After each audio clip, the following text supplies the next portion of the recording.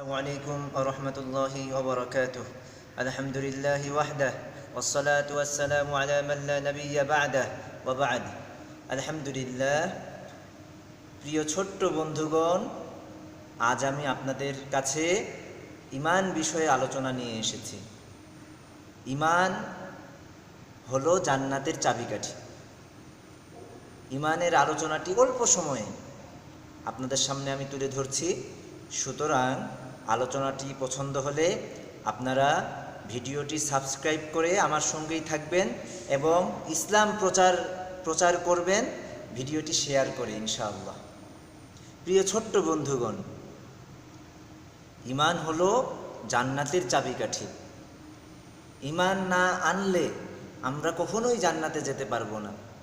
যার অন্তরে বিন্দু পরিমাণ ঈমান থাকবে না, সে জান্নাতে যেতে পারবে না।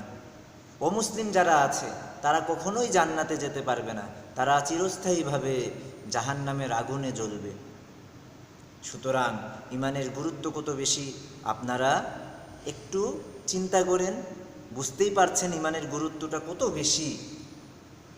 আমি যত ভালো কাজ করি, আমার যদি ঈমান না থাকে, ওই ভালো কাজের কোনো মূল্য হবে না। আমি একটা সওয়াবও অর্জন করতে পারবো না। আল্লাহ তাআলা আমার আমল নামায় একটা সওয়াবও দিবেন না। সুতরাং ঈমান আমাদের আনতেই হবে। তাহলে ঈমান কাকে বলে এটা জানতে হবে। ঈমান বলে মুখে উচ্চারণ করা, মুখে স্বীকৃতি দেয়া, অন্তরে বিশ্বাস করা এবং জীবনে বাস্তবায়ন করা, আমলে পরিণত করা, এটাকেই বলে ঈমান। এটা হলো ঈমানের সংজ্ঞা। সুতরাং ঈমান আমাদের পরিপক্কভাবে আনতে হবে। আর ঈমানের রোকন, ঈমানের 6টি মূল জিনিস, এটা হলো ঈমানের রোকন। আর ইসলামের 5টি স্তম্ভ। আমরা নিশ্চয়ই জানি ইসলামের 5টি স্তম্ভ কি কি? কালিমায়ে শাহাদা, সওম, যাকাত, হজ। এই 5টি। সুতরাং ঈমানের আবার ইসলামের রোকন 5টি, ঈমানের রোকন 6টি। ঈমানের রোকন 6টি কি কি? আমানতু বিল্লাহ, আল্লাহর উপর ঈমান আনা, ফেরেশতাদের উপর ঈমান আনা, আসমানি কিতাব সমূহের উপর ঈমান আনা, নবী রাসূলগণের উপর ঈমান আনা, কিয়ামত দিবসের উপর ঈমান আনা, ভাগ্যের ভালো মন্দের উপর ঈমান আনা, অর্থাৎ তাকদীরের উপর ঈমান আনয়ন করা। এই 6টি জিনিসের উপর ঈমান আনতেই হবে। পাশাপাশি ঈমানের অনেক শাখা প্রশাখা আছে, ঈমানের অনেক স্তর আছে। শাখা প্রশাখা কি? শাখা প্রশাখা উদাহরণস্বরূপ লজ্জা ঈমানের অঙ্গ, পবিত্রতা ঈমানের অঙ্গ, রাস্তা থেকে কষ্টদায়ক জিনিস সরিয়ে ফেলা, এটাও ঈমানের স্তর। সুতরাং ঈমান আমাদেরকে আনতেই হবে। ঈমান না আনলে যে আমরা কখনোই জান্নাতে যেতে পারবো না। যার অন্তরে বিন্দু পরিমাণ ঈমান নেই, সে জাহান্নামে জ্বলবে আর জ্বলবে। প্রিয় ছোট্ট বন্ধুগণ, আমি ঈমানের আলোচনাটি কেন করছি? আমি যেহেতু আপনাদের সামনে নবী রাসূল আম্বিয়াদের আলাইহিমুসসালাম তাদের ঘটনা আমি আপনাদের সামনে তুলে ধরছি ইউটিউবে। সুতরাং ঈমান আলোচনাটি এজন্যই আমি করছি। আর একটু ঈমান আনয়ন করব আমরা নবী রাসূলগণের উপর। এটা একটি ঈমানের রোকন। সুতরাং প্রত্যেক নবী রাসূল আলাইহিমুসসালাম তারা আমাদের প্রিয় নবী মুহাম্মদ সাল্লাল্লাহু আলাইহি ওয়াসাল্লামের আগে এসেছিলেন। এই ঈমান, এই বিশ্বাসটা আমাদের অন্তরে রাখতে হবে। নাবী কাকে বলে? নাবী বলে যাদের উপর কিতাব, আসমানি কিতাব নাজিল হয়নি, অবতীর্ণ হয়নি, শুধু নবুয়ত পেয়েছেন যারা, তাদেরকে নবী বলে। আর রসুল কাদেরকে বলেন? যারা নবুয়ত পেয়েছেন এবং যাদের উপর আসমানি কিতাব অবতীর্ণ হয়েছে, তাদেরকে রাসূল বলেন। এবং এই রাসূলগণের উপর মোট 104টি আসমানি কিতাব নাজিল হয়েছে।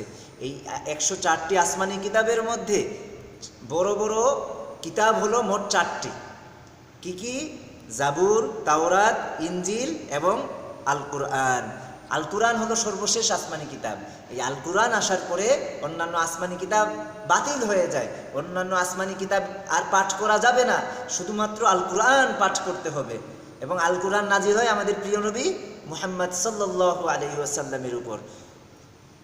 আর বাকি আসমানি কিতাবগুলো কিভাবে রহিত হয়? বাকি আসমানি কিতাবগুলো রহিত হয় যে ছোট্ট একটি উদাহরণ হলো, যেমন তাওরাত নাজিল হয় ইয়াহুদ জাতির উপর। মুসা আলাইহিস সালাম ওই জাতির নবী ছিলেন। তো ইয়াহুদ জাতি যখন মুসা আলাইহিস সালাম মারা যান, তখন ইয়াহুদ জাতি পরবর্তীতে ঈসা আলাইহিস সালাম তিনি আসার পর তারা ইনজিল কিতাব আর মানেননি। ইনজিল নাজিল হয় ঈসা আলাইহিস সালামের উপর। সুতরাং তারা পথভ্রষ্ট হয়ে যায়, ইয়াহুদি জাতি পথভ্রষ্ট হয়ে গেল। এমনইভাবে ঈসা আলাইহিস সালামের উপর ইনজিল কিতাব নাজিল হয়। ইনজিল ঈসা আলাইহিস সালামকে যখন আসমানে আল্লাহ তাআলা উঠিয়ে নেন, তিনি আবার আসবেন, দাজ্জালকে হত্যা করবেন। কিয়ামতের আগে ঈসা আলাইহিস সালাম তিনি আবার আসবেন। তখন আমাদের নবী মুহাম্মদ সাল্লাল্লাহু আলাইহি সাল্লামের উম্মত হয়ে আসবেন। তখন তিনি আর নবী থাকবেন না, আমাদের নবীর উম্মত থাকবেন। সুতরাং আমাদের নবী শেষ নবী, আমাদের নবীর পর আর কোনো নবী রসুল আসবেন না। এটাই ইমানের একটি রোকন।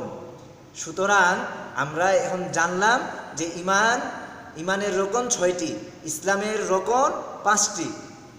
সুতরাং আমাদের ইমান আরও ভালোভাবে জানতে হবে। এটা সংক্ষিপ্তভাবে আমি ছোট্ট বন্ধুরা আপনাদের কাছে আমি সংক্ষিপ্তভাবে ইমানের এই আলোচনাটি তুলে ধরলাম।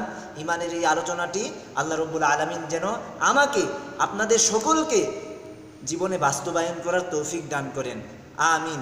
এরকম আমি আপনাদের সামনে নবী এবং রসুলদের ঘটনা তুলে ধরবো, এজন্য এই ইমানের আলোচনাটি আমি আপনাদের সামনে তুলে ধরলাম। আজ এতটুকুই। আল্লাহ রাব্বুল আলামিন আমাদেরকে এই কথাগুলোর উপর আমল করার তৌফিক দান করুন, আমিন।